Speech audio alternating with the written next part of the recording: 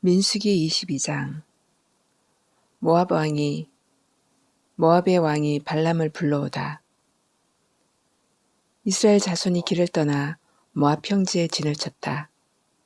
그곳은 요단강 건너 곧 여리고 맞은편이다. 십불의 아들 발락은 이스라엘이 아모리 사람에게 한 모든 일을 보았다. 모압 사람들은 이스라엘 백성의 수가 대단히 많아서 몹시 무서워했다. 모압 사람들은 이스라엘 자손이 나타난 것 때문에 두려워했다. 모압 사람들이 미디안 장로들에게 말하였다. 이제 이 큰 무리들이 우리 주변에 있는 모든 것을 먹어치우고 있습니다. 마치 소가 들판의 풀을 뜯어먹듯 합니다. 십볼의 아들 발락은 그 당시 모압의 왕이었다.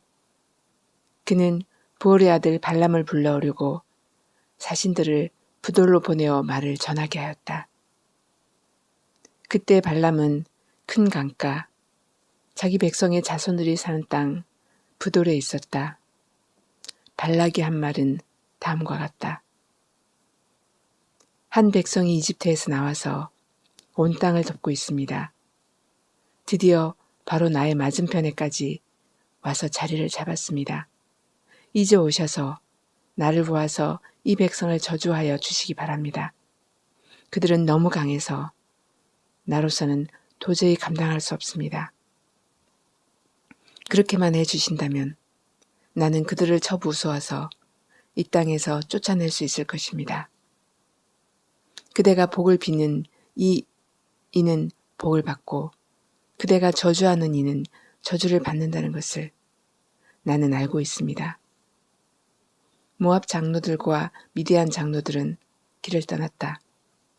그들은 복채를 가지고 갔다. 발람에게 이르렀을 때 그들은 발락이 자기들에게 한 말을 전하였다. 그러자 발람이 그들에게 말하였다. 오늘 밤은 여기에서 지내십시오.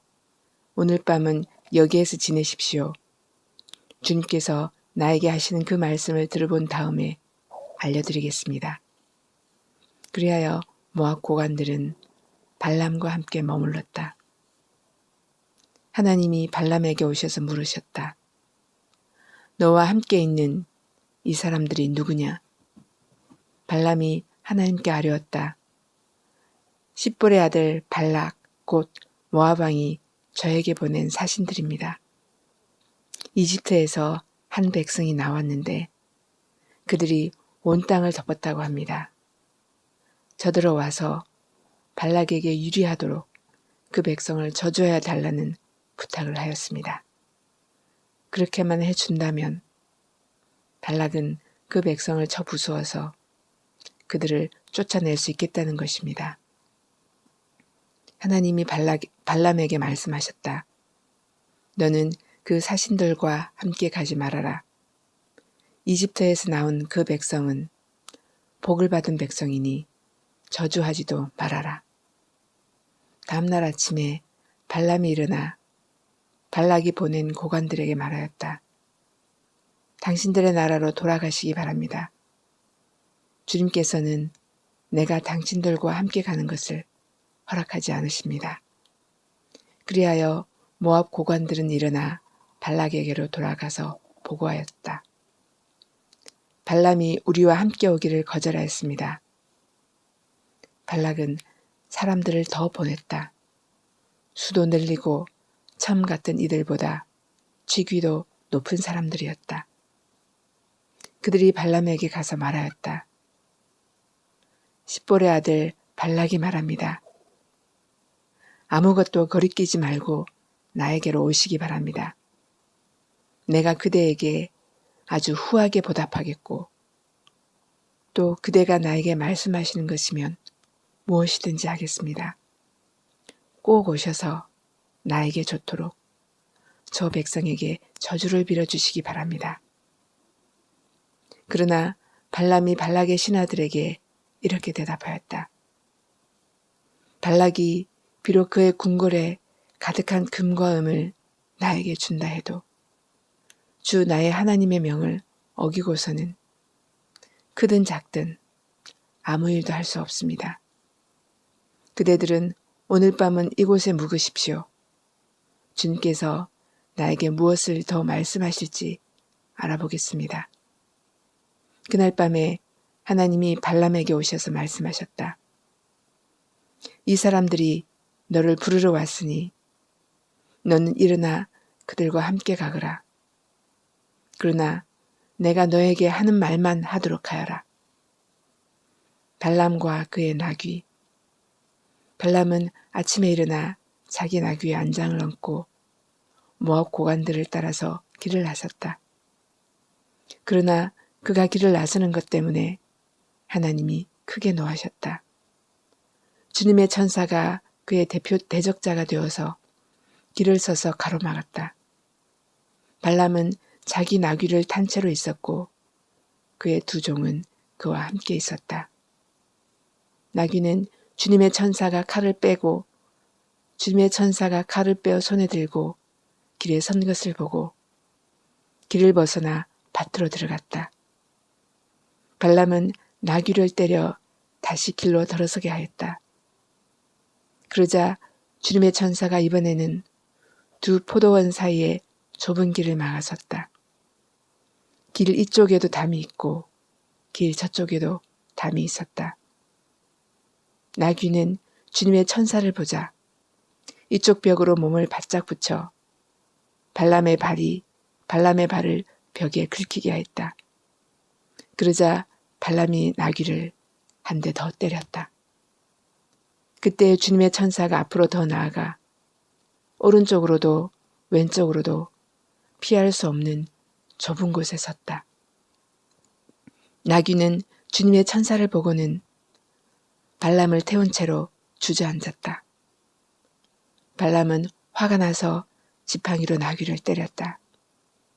그때 주님께서 그 나귀의 입을 여시니 그 나귀가 발람에게 말하였다. 제가 주인어른께 무슨 잘못을 하였기에 저를 이렇게 3번씩이나 때리십니까? 발람이 나귀에게 대답하였다. 너는 나를 놀림감으로 여기느냐?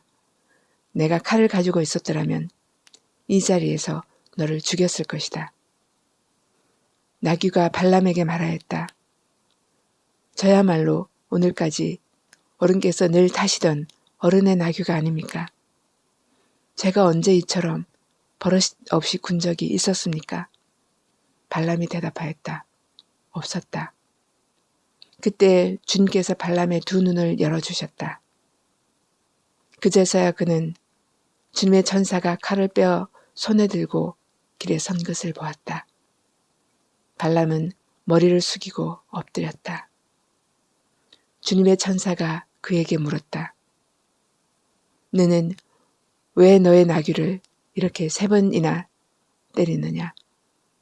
내가 가서는 안 될 길이기에 너를 막으려고 이렇게 왔다. 나귀는 나를 보고 나에게서 3번이나 비켜섰다. 다행히 나귀가 비켜섰기에 망정이지. 그렇지 않았더라면 내가 나귀는 살렸겠지만 너는 분명히 죽였을 것이다. 발람이 주님의 천사에게 말하였다. 제가 잘못했습니다. 천사께서 저를 만나시려고 길에 서 계신 것을 몰랐습니다. 제가 가는 것이 잘못이면 저는 되돌아가겠습니다. 주님의 천사가 발람에게 말하였다. 저 사람들하고 같이 가거라. 그러나 너는 내가 말해준 것만 말하여라. 그리하여 발람은 발락이 보낸 고관들과 함께 갔다. 발락이 발람을 환영하다. 발락은 발람이 오고 있다는 소식을 듣고 그를 맞이하려 그의 영토가 끝나는 아르논강 경계에 있는 모압의 한 성읍까지 나아갔다. 발락은 발람에게 말하였다. 내가 당신을 불러오려고 자신을 보내고 또 보내지 않았습니까?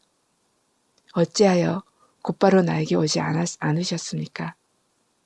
내가 당신을 존귀하게 대접할 능력이 없다고 생각하셨습니까? 발람이 발락에게 대답하였다. 보십시오.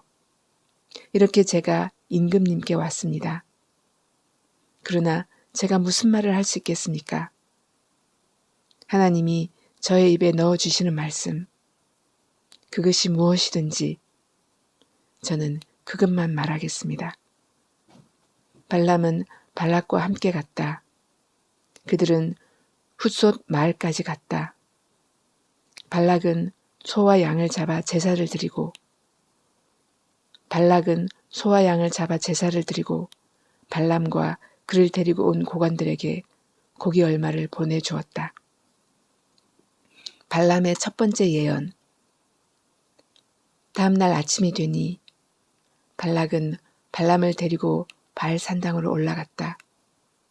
거기에서 발람은 이스라엘 백성이 진의 끝부분을 보았다.